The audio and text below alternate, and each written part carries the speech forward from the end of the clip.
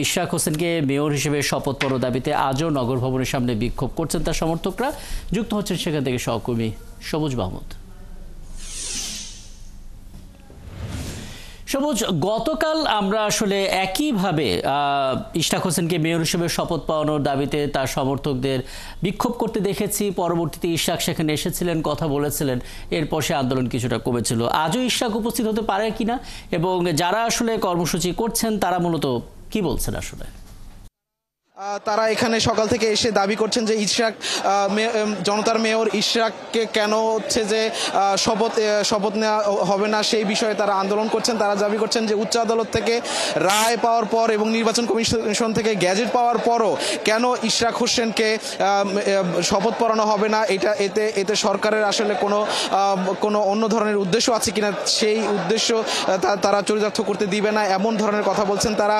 এখানে স্থানীয় সরকার যে উপদেষ্টা আসিফ মাহমুদ সজীব ভুইয়া এবং উপদেষ্টা মাহফুজ আলম তাদেরকে পদত্যাগ করার দাবি করছেন এবং তাদেরকে হুঁশিয়ার করে দিচ্ছেন যে ইশরাককে যদি শপথ পড়তে না দেওয়া হয় তাহলে তাদের এই আন্দোলন চলমান হবে এবং আরও কঠোর হবে। আমি রাকিব আপনাকে জানিয়ে রাখি যে এখানে গতকালকে কিন্তু ইশরাক এই নগর ভবনে এসে ওয়ার্ড সচিবদের সাথে এবং স্থানীয় বিভিন্ন যে সাবেক কাউন্সিলর আছে তাদের সাথে একটি বৈঠক করেছেন এবং সেই বৈঠকে তারা এই ধরনের সিদ্ধান্ত নিয়েছেন যে এখন থেকে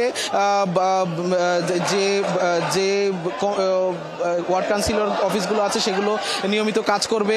মানুষের যেসব নাগরিক সেবা, জন্ম এবং মৃত্যু সনদ এবং চারিত্রিক সনদ সহ যেসব নাগরিক সেবা আছে সেই নাগরিক সেবাগুলো নিয়মিত দিতে হবে এবং সবার বিভিন্ন সূত্র থেকে আমরা জানতে পেরেছি যে ভেতরে ইশরাক এরকম নির্দেশনা দিয়েছেন যে প্রতিটি ওয়ার্ডে 5 সদস্যের একটি কমিটি গঠন করে দেওয়ার জন্য। সেই কমিটির মাধ্যমেই এই ওয়ার্ডগুলো পরিচালিত হবে, এই ওয়ার্ডের যে নাগরিক সেবাগুলো সেগুলো দেয়া হবে। এবং আজকে আমরা একই ধরনের তথ্য পাচ্ছি যে আজকেও দক্ষিণ সিটি কর্পোরেশনের যে 75টি ওয়ার্ড আছে সেই 75টি ওয়ার্ডের বিভিন্ন কর্মকর্তা কর্মচারীদের সাথে, প্রশাসনিক কর্মকর্তা থেকে শুরু করে বিভিন্ন দায়িত্বপ্রাপ্ত কর্মকর্তা কর্মচারীদের সাথে তিনি কথা বলবেন এবং ওয়ার্ডের যে সচিবরা আছেন তাদের সাথেও তিনি বৈঠক করার কথা রয়েছে।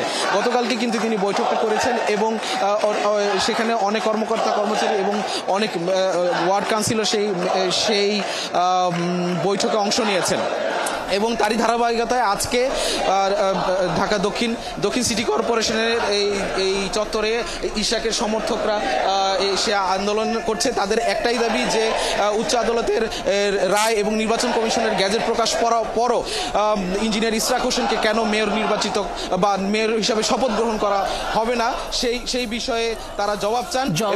এবং আপনি নিশ্চয় আছেন এখানে, নাগরিক সেবাগুলো কিভাবে দেয়া হচ্ছে, আন্দোলনের খবর এবং ইশরাক এলেন কিনা সেই বিষয়গুলো নিয়ে নিশ্চয়ই পরবর্তীতে আপনার সঙ্গে আরো কথা হবে। আমাদের সঙ্গে সবুজ মাহমুদ যুক্ত হয়েছিলেন।